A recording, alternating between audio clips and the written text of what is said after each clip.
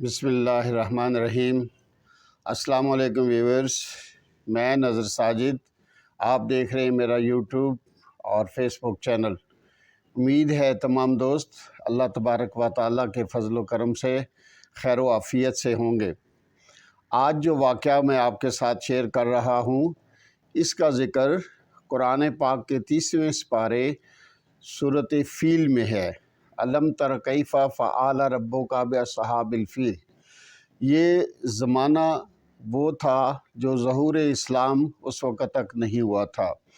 ملک یمن کا بادشاہ ابرہہ جو ہے وہ خانہ کعبہ پہ لشکر کشی اس نے کی اور خانہ کعبہ کو نعوذ باللہ من ذالک وہ مسمار کرنا چاہتا تھا۔ اس سلسلے میں وہ اپنا ایک بہت بڑا لشکر لے کر حملہ آور ہوا مکہ پہ۔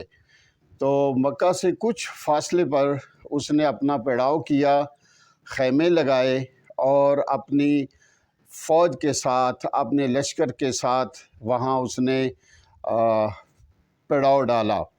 اسی دوران اس نے جو مکہ کے سردار تھے حضرت عبد المطلب، ان کے 200 اونٹ جو تھے ان کو ان کے غلاموں سمیت اس نے وہاں سے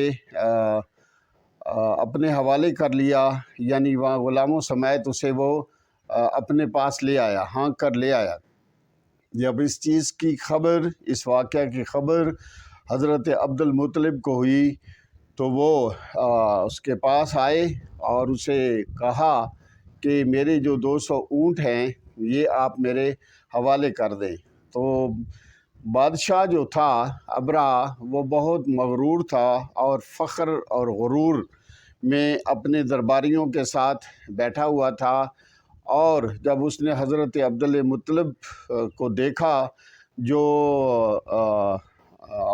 گرد و غبار کی وجہ سے ان کا لباس جو تھا وہ اٹا ہوا تھا، تو وہ مسکرانے لگا اور اس کے ساتھ ہی اس نے یہ سوال کیا حضرت عبد المطلب سے کہ آپ کے یہاں آنے کی غرض کیا ہے، آپ کیسے تشریف لائے ہیں؟ تو حضرت عبد المطلب نے کہا کہ آپ میرے 200 اونٹ جو ہیں وہ میرے حوالے کر دو۔ تو اس پر ابرہہ جو تھا وہ بڑا اسے حیرانی ہوئی اور اس نے کہا کہ میرا تو یہ خیال تھا کہ آپ اس لیے آئے ہوں گے کہ آپ ہمارے مال اور جان کی بخشش کریں گے اور خانہ کعبہ پہ حملہ نہ کریں گے اور واپس چلے جائیں۔ اس کے جواب میں عبد المطلب نے فرمایا کہ میں تو صرف اپنے اونٹ لینے آیا ہوں جو کہ میرے ہیں، جہاں تک تعلق ہے خانہ کعبہ کا تو اس کی حفاظت وہ ذات خود کر لے گی، اللہ تعالیٰ خود اس کی حفاظت کر لیں گے جس کا وہ گھر ہے۔ اس کے بعد حضرت عبد المطلب اپنے اونٹوں کو لے کر واپس چلے گئے اور ابرہہ جو تھا اس نے اگلے دن مکہ پہ لشکر کشی کی اور اپنی فوج کے ساتھ جب وہ مکہ میں داخل ہوا تو اس نے دیکھا کہ مکہ کے گھر جو ہیں وہ کچی مٹی کے بنے ہوئے ہیں اور ان کے درمیان میں ایک گول شکل میں جو ہے مٹی اور پتھر کے ساتھ جو ہے وہ ایک اللہ کا گھر جسے خانہ کعبہ کہتے ہیں وہ بنا ہوا ہے۔ لہٰذا وہ جب اپنے لشکر کے ساتھ خانہ کعبہ کے نزدیک پہنچا تو بڑے فخر غرور کے ساتھ، اور پہلی جو اس کی لشکر کی رو تھی اس میں 11 ہاتھی تھے، جس میں سب سے جو بڑا ہاتھی تھا اس کے اوپر ابرہہ خود جو ہے وہ سوار تھا۔ تو جب نزدیک پہنچے تو جو ابرہہ کا ہاتھی تھا اس نے آگے بڑھنے سے انکار کر دیا، وہ وہیں پہ اپنے پاؤں جما کے کھڑا ہو گیا، پیش قدمی کرنے سے روک دیا۔ ابرہہ کے فوجیوں نے کافی کوشش کی کہ اسے آگے ہانکیں تاکہ وہ آگے جائے، اور نہ وہ آگے گیا اور اس کے باقی جو ہاتھی تھے وہ بھی وہیں کے وہیں رک گئے۔ اس واقعہ کو دیکھ کر انہیں بڑی جو ہے وہ پریشانی ہوئی، وہ حیران ہوئے کہ ہاتھی جو ہے آگے جانے کی بجائے پیچھے زور لگا رہے ہیں کہ واپس بھاگنے کی کوشش میں ہیں، اور کیونکہ لشکر اس کا بہت بڑا تھا، اس کی گرد و غبار میں فوجی جو تھے انہوں نے وہ مصروف تھے اور انہیں دھندلا جو ہے وہ دکھائی دے رہا تھا۔